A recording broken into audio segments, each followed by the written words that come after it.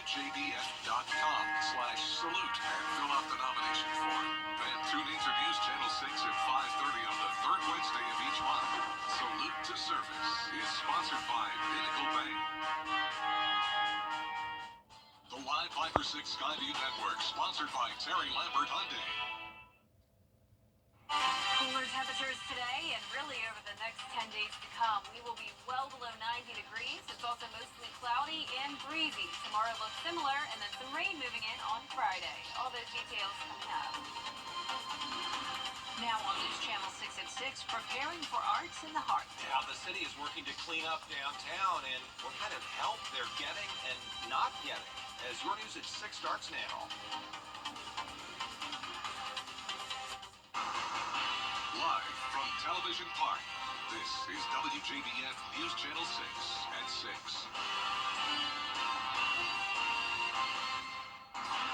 Hello, everybody. I'm Grant Means. And I'm Jenny Montgomery. Thank you for joining us. Coverage you can count on begins with the latest on a school shooting in Winder, Georgia. 4 people are dead and at least 9 others injured. Investigators say 14-year-old student Colt Gray is the shooter. It happened at Appalachia High School this morning. That's about an hour outside of Atlanta. Officers took the suspect into custody shortly after the shooting began.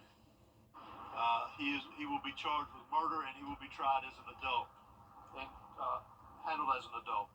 We're coordinating these charges and obviously this investigation with District Attorney Brad Smith, who is the District Attorney for the Piedmont Judicial Circuit here. Georgia Governor Brian Kemp has directed all state resources to Winder to help in the investigation. And here at home, Shepherd Blood Center working to help the victims of that shooting. They sent blood and platelets to Grady Hospital in Atlanta, as well as Athens Regional Medical Center. The CEO saying Shepherd is just doing its part. Our focus is on our community and helping here locally. We were happy to be able to respond with a few extra units that we had. The only way we're able to provide in a situation like this is to have blood on the shelf, tested and ready to go. And so that's why we encourage folks to donate regularly, because we never know when this is going to happen. If you'd like to donate, visit any of Shepherd's locations around the CSRA. It is time now for a first look at our weather. Here's Chief Meteorologist Jenna Petracci. Well, it's very, very cloudy outside. Here's a look at our Terry Lambert Hyundai Skyview cam. Dense cloud cover at Augusta Regional Airport and breezy conditions. The flag is blowing, and you can see here on satellite and radar, we don't have any rain. We just have the cloud cover, and same thing across Georgia and South Carolina. It is a dry Wednesday evening, but we still have that stalled front to the south of us. High pressure to the north, bringing in the drier and cooler air, but also a lot of moisture down along this stalled front. So over the next couple of days, we will see an increase in moisture, eventually some rain headed our way. But in the meantime, all of that rain out in Texas, along the Gulf Coast region, and down into Florida. So no rainfall for us today. High was 86 degrees, 4 degrees below average. Low of 62 was 6 degrees below average. So tonight will be a little bit warmer than that. The clouds overnight always act like a blanket, keeping things a bit warmer, but it will still be another night in the 60s. Right now we're seeing upper 70s to low 80s, 82 in Thompson, 82 in McCormick, Augusta right at 80 degrees, 78 in Aiken, Wrightsville you're at 82, and 84 in Lincolnton. The relative humidity is all over the place. We're seeing values as low as around 40% in the northwestern portion of the CSRA, but then mid-60s for that relative humidity percentage down in our southeastern counties. So definitely more moisture down towards the south. This northeast wind, though, is trying its best to bring in all of that drier air. The sustained winds all the way up to 15 miles per hour now in Aiken, 11 in Barnwell, 7 in Edgefield, and the winds gusting up to around 20 miles per hour. We'll still see that northeast breeze coming in for your Thursday morning, mostly cloudy and upper 60s to start your day. And we'll continue to see the mid-80s for the next several days to come. I'll have that full 10-day forecast coming up. Back to you, Jenny. All right, Jenna, we appreciate it. Thank you. Getting Augusta ready for Arts in the Heart. Tens of thousands of people will be heading to Broad Street 2 weeks from Friday, and a request was made to the city for help cleaning things up. George Eskel is live now in the Augusta Common, and George, organizers reached out to the city to get things clean before the festival gets underway September 20th. Jenny, it's been a common practice for years. It's a big event, And you should want the Broad Street area looking good for Arts in the Heart, but this year the city said it could not help. The Augusta Common area later this month will be taken over by arts and culture, but questions tonight about the city's efforts to get it ready. Where it seemed like some accountability of it's not my problem to deal with, and I want to make sure that we're on the same sheet of music. Commissioners getting an email from Arts in the Heart Festival organizers who met with city department heads asking the area be spiffed up. But we're told the city did not have any inmate or city crews or community service workers available. Why is this our standard response when we have people who are trying to bring things good to the city, and our first response is no?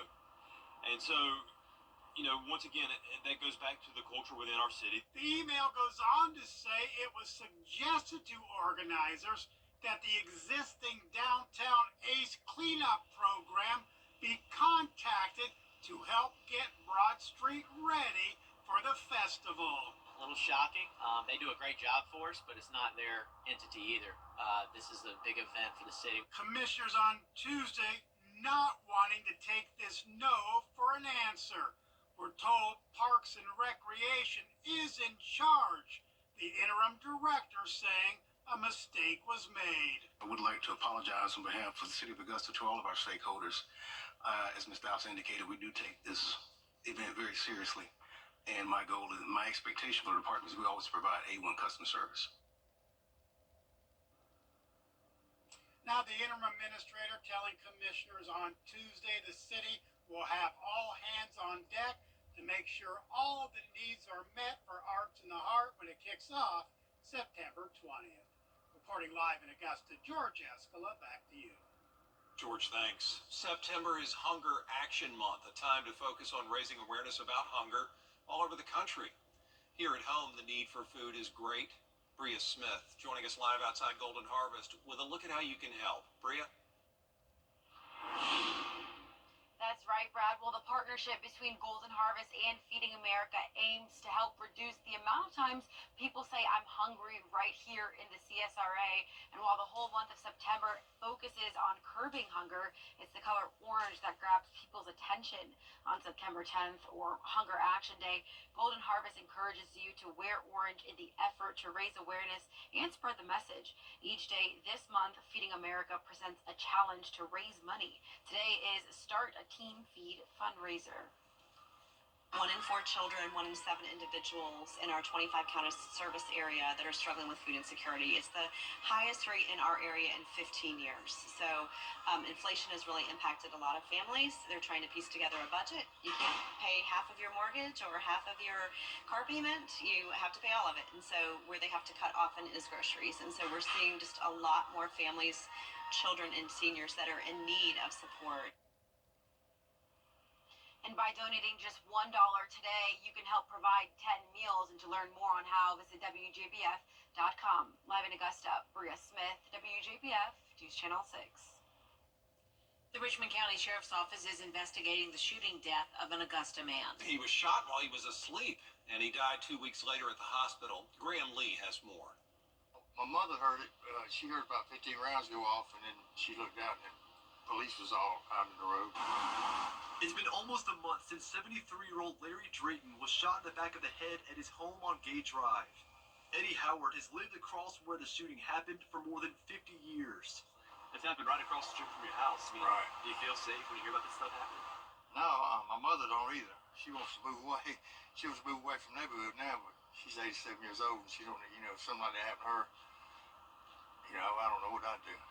Investigators say the shooter fired at the home 4 times on August 9th, with one of the bullets hitting Drayton in the back of the head while he was in bed. He was taken to a local hospital, but died 17 days later. Other neighbors say it's an outrage. I hate it because this makes my neighborhood very unsafe. It's already unsafe. We call the police, they do nothing. Nothing gets done in here, nothing. Owens believes new Sheriff-elect Eugene Brantley can be the solution to the ongoing problem in the area. I'm glad we have a new sheriff, because I'm sure some will be done now. While no suspects have been arrested in the case, Funeral services for Drayton will be held this Saturday afternoon. In Augusta, Graham Lee, WJBF, News Channel 6. Coming up, election season is in full swing. We'll hear from the candidates for president ahead of their first debate. First, though, a look at what's ahead tonight on News Nation. Jen joins us now for another check of the weather. Well, it's a much cooler than normal day. Temperatures topping off in the low to mid 80s. Very similar forecast for tomorrow. Clouds, breezy and cooler. Light rain returns Friday and Saturday. And then next week's forecast looks fantastic. All those details right after the break. Wow. A 10-day forecast on News Channel 6. Brought to you by Murphy Family Insurance. Protect your family the way I protect mine with MurphyFamilyInsurance.com. Now, your most accurate forecast with WJBF Live Viper 6. Welcome back and good Wednesday evening. It is super, super cloudy outside. Here's a look at our Terry Lambert Hyundai Skyview cam outside the station. Looks like it could rain at any moment, but it is not going to. Dry conditions sticking around the rest of our Wednesday night. Temperatures in the low 80s. We have an east-northeast wind coming in 11 miles per hour, gusts up to around 20, dew points in the mid-60s, so some slightly higher humidity today. But of course, with the temperatures being this low and that breeze coming in, it's really not feeling any warmer than the actual temperatures. 82 in Crawfordville, 84 in Sparta, only 79 in Swainsboro, Aiken at 78, and 82 in Sparta. For satellite and radar, you can see those clouds continuing to move in from the east coast. We have clouds all across the southeast, along with scattered showers and storms in Florida, parts of Alabama, all across the Gulf Coast. Low pressure to the south of Texas, and that will eventually slide into our direction, bringing us some rain by Friday. But in the meantime, a mostly dry day tomorrow. Still pretty cloudy. Temperatures in the upper 60s to start. So those clouds will keep things a little bit warmer overnight compared to last night. And then in the afternoon, even cooler than it was today. Topping off at 82 degrees.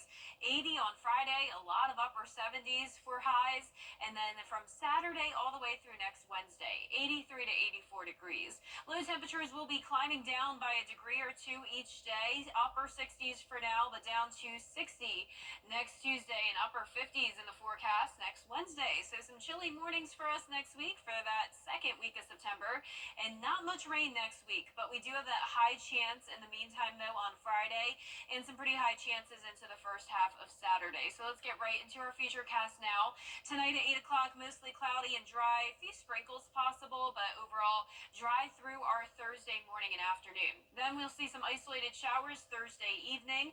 This front will start to lift towards the north, and that increases our rain chances. Along with that low pressure moving in, notice heavy showers, some storms possible in Alabama over into southern Georgia. For us, we can't rule out some isolated heavier downpours and a couple rumbles of thunder and lightning, but this is not a severe weather issue. This is mostly a steady light rain. Then we have a secondary cold front moving in. This will bring in some reinforcing dry air, so Sunday looks great. We'll be back to some sunshine and dry weather. Closer look at home now, Thursday at 8 a.m.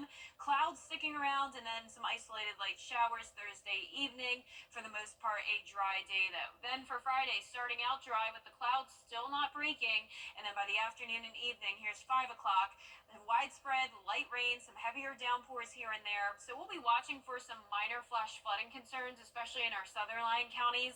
Some places could get up to 1.5 inches of rain, but a lot of us under around 1/10 of an inch. Our lows tonight will be in the upper 60s, and our highs tomorrow will be in the upper 70s to low 80s.